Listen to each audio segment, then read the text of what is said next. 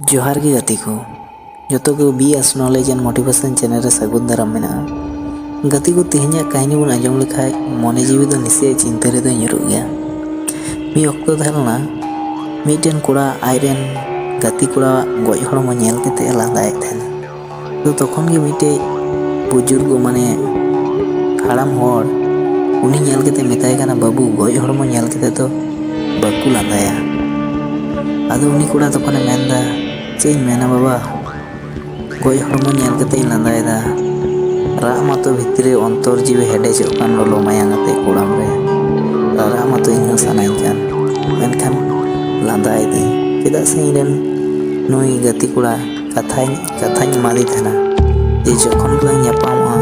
मुलुj लांदा हते लां ᱧᱟᱯᱟᱢᱚᱜᱼᱟ चेदा से उनी मितादिन ताहेन ᱤᱧ गoj लेन खाय दो गोगoj माने आमा मेता जोजोर हर बाकु थेना उनाते उनी साथे ᱧᱟᱯᱟᱢ कानते एखोनों लांदायेद कान गया उना कहानी आंजम केते उना कथा आंजम केते उनी हाड़ाम चिंता रे ᱧᱩᱨᱩᱭना आर मेनदा सारिगे बाबू आबेना निये गाति सागै लेकान सागै दो आर एटा हर सागै दो बाई ñेल कादा मौज गे तहन बेन माना हर आबेना दुनिया गति को निये कहानी आंजम केते चेबन बुझाव केदा कमेंट ताला तेबन लैमा।